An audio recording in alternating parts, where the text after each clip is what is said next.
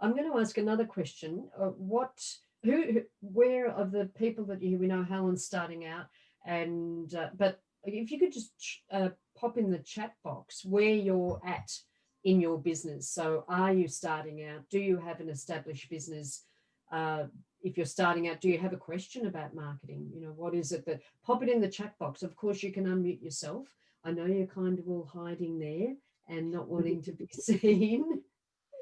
Jeremy's an old hand at all of this, one of our licensees as well. Do you want to unmute yourself, Jeremy, and just I explain? wouldn't say I'm an old hand. Yeah. Look. As far as marketing is concerned, I'm probably the laziest around marketing. I most of my work comes from word of mouth processes, basically referrals, etc., etc. I know this is probably the most sexist remark and totally inappropriate these days, but I was always taught there's two forms of advertising: television and tell a woman, and I know which one works better.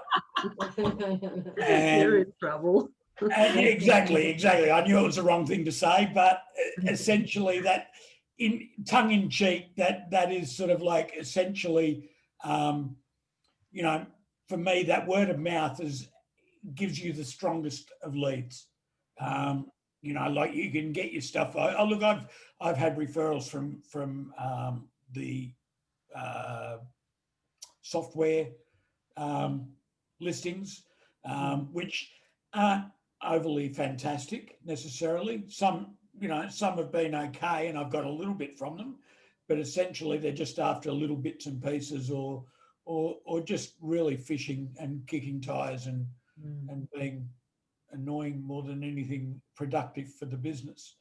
So when you started out, Jeremy, what like the word of mouth referrals come after you've built a bit of momentum, aren't they? You've been in business for a while and you do a good job. And I started with a program called Service Seeking, which is it's a bit like Airtasker, etc., but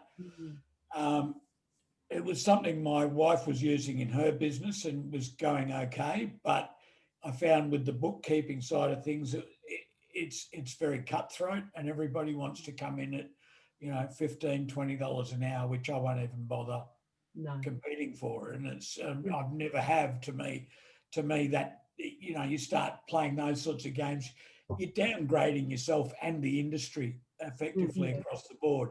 And I just really get frustrated when I see that sort of stuff going on. But it's a lot of students and things like that just trying to earn $1 while they're studying, and they're taking up these opportunities. So that's for me. That's why I find that referrals, word of mouth. My accountant was my own accountant from years gone by. Has been probably one of my other ones that I've sort of managed to get referrals from as I've grew and trained as a bookkeeper. He assisted me with that because he always felt confident with what I was sending to him anyway, prior to being a bookkeeper. So, it's those sorts of areas. That's actually a really good tip as well. Because we say referrals from accountants are the best source of business, and they certainly proved to be that in my business. It wasn't at the start, though. At the start, I needed to get that momentum going. So, and the way I did exactly the same thing, Jeremy, I met with my own accountant who knew I was a bookkeeper as an employee originally. And then I said, look, I'm starting my own business. And he was very encouraging, very supportive. I practiced a lot on him. In fact, when I created or launched Pure Bookkeeping, I used a PowerPoint presentation in my business for accountants. And in the video that we use to demonstrate that, that's actually my accountant. He actually agreed to be on the video and have it. That wasn't just an actor. That was actually my accountant in that. So he was very encouraging and very supportive. And one thing that I did learn when I was meeting with an accountant, and here's another little tip for you, whether you're starting out, Katrina, you made a really good point before It doesn't matter whether you're starting out, you've got to maintain that momentum around your marketing. So yes, you keep telling people that you keep asking for referrals. And one thing I did and I learned was that whenever I met with one accountant, at the end of my presentation that I had prepared, I would ask 2 questions. And the first one was probably the obvious one, which is, can you think of anyone at the moment? Do you have any other clients at the moment who would benefit from my services? And the second one, which I actually felt was possibly even more valuable, was, do you know any other accountants who are having problems finding good bookkeepers? And it's not a question that you would normally think to ask, but if you can get a referral, another name of an accountant from an accountant, then what you do is you ring up that accountant and you say, oh, Bob, I was just speaking with Joe Bloggs over here, and he said you're having problems finding good bookkeepers. I'd love to make a time to meet with you to find out a bit about your business and the services that you offer, and just to tell you a bit about my business as well. When would be a good time for you?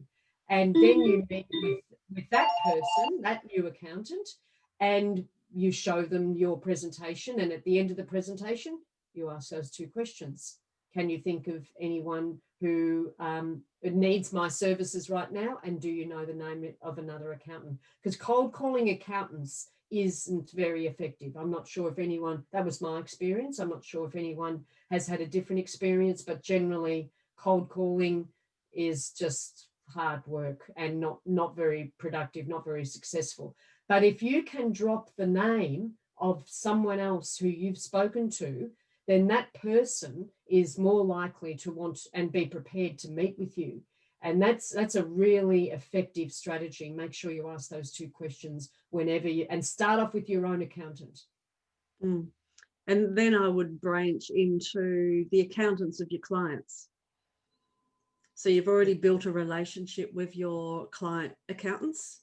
And whenever I got a new client and a new accountant, I would go and visit the new accountant and just have a chat with them, just a one-on-one chat, start networking with them, let them know that, what you do for this particular client and what, ask them questions, like get them involved in the work that you're going to be doing for that, for that mutual client.